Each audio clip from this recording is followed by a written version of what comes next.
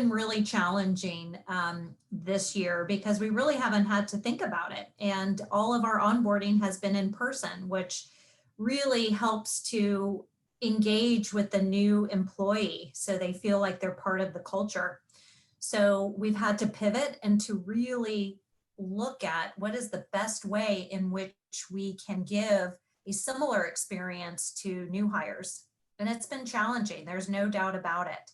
So some of the things that we've thought about is to create some tip sheets, like little cheat sheets. We've created smart sheets for certain departments who are interested that have been very helpful. But overall, it really comes down to planning, and we really need to make sure that we are supporting that new hire more now than ever, because they don't have the luxury of just getting up from their desk and talking to their colleagues or their boss. So we really have to be conscious of how we're interacting with them, how we're following up with them, and how we're engaging with them as part of the team. And that is really critical to their success. You have to start planning before they start. And that is really critical to the success. And it's not just the hiring manager, it's the team. The team has to engage with that new hire as well. So overall planning is really critical. And I think it really is about putting dates on the calendar when this individual is going to start, obviously, but when are you going to follow up with them? There needs to be frequent check-in dates, which is not just the 30, 60, 90 days, but this is a weekly check-in, or it should be weekly for this new hire so they feel like they're really being supported. And you need to make sure that the feeling of engagement is spread out across the team. So it's not just the hiring manager who's responsible and taking ownership, but they have to have the team feel like they're part of bringing that new hire on board too. So those types of check-ins with the team is really critical as well.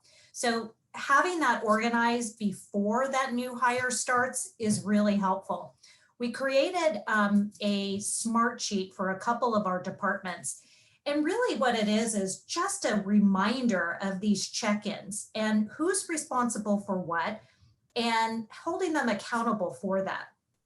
Another great idea that a lot of departments are using, and they haven't done that in the past, is to have a buddy system.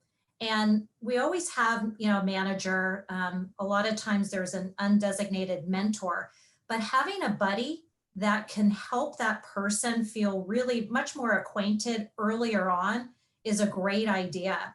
And that person doesn't even necessarily have to be within that department. Perhaps they're in a similar position in another department.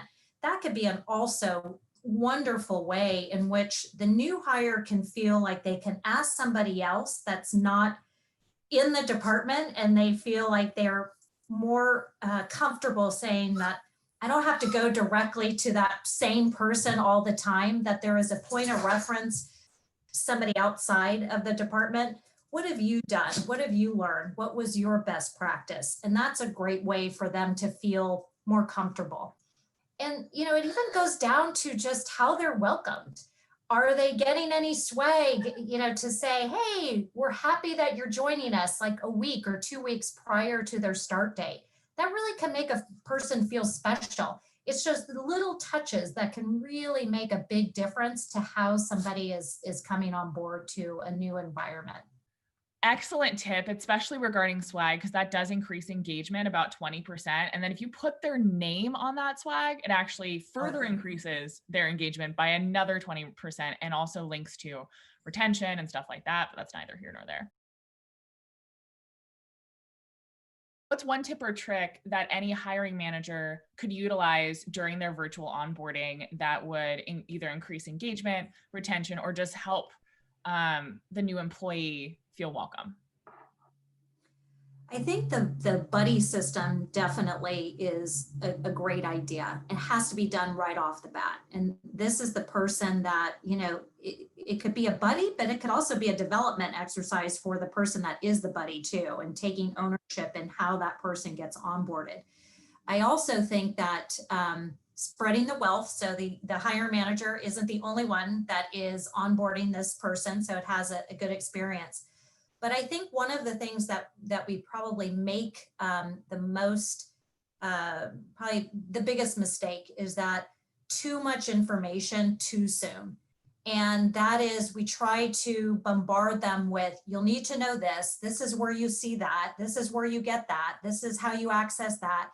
And you need to have a plan where they're getting onboarded in a way that they have a full context of, what their job is and who the resources are, but try not to rush it. So set the expectations that this person is going to need more time, and let's be reasonable with what the expectation should be in terms of what does success look like. So lastly, how do we get this information? You've spoken about a cheat sheet.